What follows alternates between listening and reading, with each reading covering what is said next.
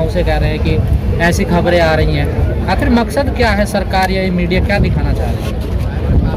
सरकार का जो मकसद है और मीडिया का भी जो मकसद है, मीडिया मतलब जो मेन स्ट्रीम मीडिया है या गोदी मीडिया जिसको हम आजकल बोल रहे हैं, उनका मकसद यही है कि आंदोलन ये दिखाना कि आंदोलन खत्म हो गया है। यही मकसद है साफ साफ, क्योंकि वो सच्चाई से डरते हैं।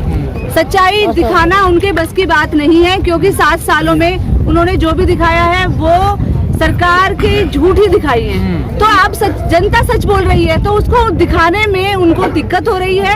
यही रीजन है और कोई रीजन नहीं। तो क्या प्रोपेगेंडा फैलाया जा रहा है? बिल्कुल प्रोपेगेंडा है, ये झूठा प्रोपेगेंडा है। ये जनता की आवाज को दबाया जा रहा है, किसान मजदूरों की आवाज, जो कि पहले दिन से इसका भी क्या रिजल्ट क्या नजर आ रहा है आपको? क्या ये भी आंदोलन उसी तरफ जा रहा है क्या? देखिए, कोई भी आंदोलन होता है ना, उसका नतीजा जरूर निकलता है। और जो आंदोलन पिछले साल 100 दिन तक जो आंदोलन चला, उसका नतीजा भी निकला है। और उसका नतीजा ये है कि इस देश की महिलाओं ने भी बता दिया कि सरकार चाहे कितने भी काले कानून लेके आए, लेकिन सरकार इतनी आसानी से उन कानूनों को इस देश में लागू नहीं कर सकती है। तो अब ये जो आंदोलन यहाँ पर चल रहा है, इसको भी लगभग 100 दिन होने वाले हैं। 3 महीने पूरे हो जाएंगे कुछ दिन में, हो गए 3 और 26 तारीख को हो जाएंगे, 3 महीने पूरे हो जाएंगे। तो अब लेकिन ये जो आंदोलन है, इसने भी बहुत बड़ी जीत हासिल की है। सबसे बड़ी जीत हासिल ये की है कि सरकार का जो प्रोपेगेंडा था, धार्मिक प्रोपेगेंडा, सांप्रदायिक प्रोपेगेंडा, उस प्रोपेगेंडे के खिलाफ इस देश की जनता ने उनको मुंह तोड़ जवाब दिया है। तो ये आंदोलन सफल हो चुका है। दूसरा, इस आंदोलन की सफलता का सबसे बड़ा पैमाना जो है वो ये है कि इस देश की सरकारों ने इस देश की जनता को और खासकर नौजवानों को नशे के गर्त में डाला हुआ था, अश्लील फिल्मों के गर्त में डाला हुआ था। लेकिन आज आप देखो, हमारे छात्र नौजवान, आज जिस पंजाब को बदनाम किया जाता था कि पंजाब जो है उड़ रहा है नशे में, लेकिन आज आप देखो पंजाब के नौजवान आज भगत सिंह की बात कर रहे हैं, वो चंद्रशेखर आजाद की बात कर रहे हैं, नेताजी सुभाष चंद्र बोस की बात कर रहे हैं। तो आज हमारे देश की जो सांस्कृतिक रीढ़ इन लोगों ने तोड़ने की कोशिश की थी इतने सालों से, आज वो सांस्कृतिक रीढ़ मजबूत होती जा रही है। इस आंदोलन की सबसे बड़ी कामयाबी ये है। तो ये आंदोलन और सबसे बड़ी और भी कामयाब ये आंदोलन होगा और तीनों कानून रद्द होंगे। सरकार को तीनों कानून रद्द करने पड़ेंगे। मैडम, रात कुछ ऐसी खबरें आई थी, संजीव बालियान गांवों में जाते हैं समझाने के लिए, तो वहां पर कुछ किसान उनका विरोध करते हैं, तो उन पर जो है उनके साथ में जो उनके लोग हैं वो उन पर हमला करते हैं, उनको खामोश करने के लिए, आवाज दबाने के लिए। तो किस तरह से देखते हैं कि जबरदस्ती जो है जो लोग आवाज उठा रहे हैं विरोध करने की, उनको खामोश करने के लिए इस तरह के हथकंडे अपनाए जा रहे हैं? देखिए, ये लोग हर तरीके के हथकंडे अपनाएंगे, क्योंकि आप लोगों ने इतिहास पढ़ा है, सभी जानते हैं कि हिटलर ने अपने संसद को ही जला दिया था, अपने संसद को जलाकर, और उन्होंने कहा था कि ये कम्युनिस्टों ने जलाई है। तो आज ये सरकार भी हिटलर की ही औलादे हैं। ये लोग शहीद आजम भगत सिंह को अपना आदर्श नहीं मानते, ये नेताजी को अपना आदर्श नहीं मानते, ये लोग हिटलर को अपना आदर्श मानते हैं। और झूठ फैलाना, हिटलर के जो मंत्री थे उन्होंने कहा था कि इतने बार झूठ बोलो कि लोगों को वो झूठ भी सच लगने लगे। तो आज ये वही काम कर रहे हैं और आंदोलन को बदनाम करने के लिए कुछ भी कर सकते हैं। इसीलिए हमें तैयार हो जाना चाहिए। अगर ये संसद को भी आग लगा दे हिटलर की तरह, तो कोई बहुत बड़ी बात नहीं होगी। कृषि मंत्री का कल बयान आया था, कह रहे थे कि ऐसे लोग अगर इकट्ठा हो जाएंगे तो कोई भी कानून वापस नहीं हो सकता ना। सिर्फ बिल्कुल ठीक बोला उन्होंने, क्योंकि उनको तो लोगों की भीड़ इकट्ठा करने की आदत है।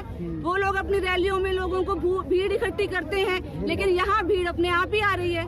यहाँ पर तो कोई भीड़, अब मैं यहाँ पर आई हूँ, मुझे तो किसी ने नहीं बुलाया, और यहाँ पर 3 महीने से हम आ रहे हैं लगभग, किसी ने नहीं बुलाया। ये मेरी बहनें हैं, ये खुद आ रही हैं, ये भी हमारी बहन है, ये भी खुद आ रही हैं। तो यहाँ भीड़ करने की बात ही नहीं है, यहाँ तो विचार पैदा हो रहा है। आज कृषि मंत्री जी और मोदी जी सुन लें कि यहाँ भीड़ इकट्ठी हो ही नहीं रही है, यहाँ क्रांति का विचार पैदा हो रहा है, और वो विचार ही इनके लिए परेशानी का सबब है। भीड़ कभी क्रांति नहीं लाती है, विचार क्रांति लाता है, और ये क्रांति आएगी। मजदूर, किसान इस कानूनों को रद्द करके एक नई क्रांति लेकर आएंगे। मोदी जी कह रहे हैं संसद में, आप क्रांति की बात कर रहे हैं, वो कह रहे हैं उनके फोटो लेकर बैठे हुए हैं जो किसी गंभीर मामले में या तो जेल में है या कि कोई ना कोई उन पर ऐसी धारा लगी। इसीलिए तो आज हाई कोर्ट ने दिशा रवि को भी जमानत दे दी है। इनकी झूठों के देख लो आप लोग खुद ही देख लो कि इनकी झूठों पर कितने पर्देफाश हो रहे हैं। और दूसरी बात ये है कि ये किसान आंदोलन है, ये किसान है, इस देश की जनता है, ये सिर्फ कृषि कानूनों के खिलाफ ही लड़ेंगे। ये किसने इनको अभिशप्त किया है क्या कि सिर्फ कृषि की बात करेंगे? क्या ये पिता नहीं है? क्या ये भाई नहीं है? क्या ये इस देश के नागरिक नहीं है? अगर इस देश के किसी भी नागरिक के साथ ये सरकार अपराध करती है, अगर अन्याय करती है, तो उसके लिए भी आवाज उठाई जाएगी। तो उठाते कहाँ है ये तो अपने लिए आए ना। आवाज तो सरकार को परेशानी तो यही हो रही है ना कि कृषि कानूनों के खिलाफ का आंदोलन था।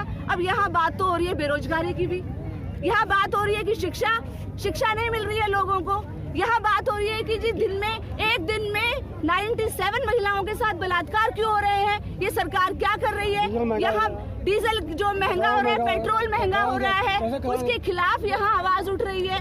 तो परेशानी तो इनको इस बात की है कि ये लोग कृषि कानूनों तक ही सीमित क्यों नहीं रह रहे हैं। सिर्फ कृषि कानूनों की बात करें तब तो सरकार खुश है, लेकिन यहाँ बातें तमाम परेशानियों की हो रही है, क्योंकि आज जनता घुट कर जीने पर मजबूर है, हर तबका। लेकिन मैडम सरकार का स्टैंड तो क्लियर लग रहा है कि वो कानून तो वापस नहीं करेगी, संशोधन करने के लिए वो तैयार है, जो वो कह रहे हैं बार-बार। तो आप किसानों के पास आगे क्या रणनीति है, आगे क्या करना? तो किसानों का स्टैंड भी बिल्कुल क्लियर है। आप बिल्कुल स्टैंड बिल्कुल क्लियर है, बिल्कुल क्लियर है पहले दिन से ही बता दिया था। जब तक तीनों कानून वापस नहीं होते तब तक घर वापसी भी नहीं होती है। बर्बाद नहीं गए आ जाएंगे ना, किसान तो अपनी शहादत दे रहे हैं ना। देखिए शहादत तो हमारी परंपरा है, शहादत हमारे देश की परंपरा है। हमने अन्याय के खिलाफ शहादत दी है, हमने अत्याचार के खिलाफ शहादत देनी सीखी है। हमारा देश शहीदों का देश है। आज हम यहाँ शहीदों को नमन कर रहे हैं।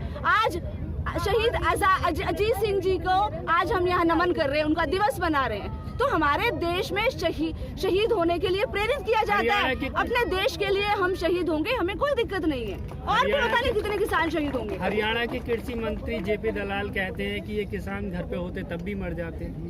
हंस भी रहे हैं। बेशर्मी, इतने बेशर्म बयान के अलावा आप उनसे क्या उम्मीद कर सकते हैं? ये लोग सिर्फ बेशर्मी भरे बयान देने के लिए है, इनको आम जनता से कोई लेना देना नहीं है। ये सिर्फ टुकड़खोर हैं, ये पूंजीपतियों के टुकड़ों पर पल रहे हैं।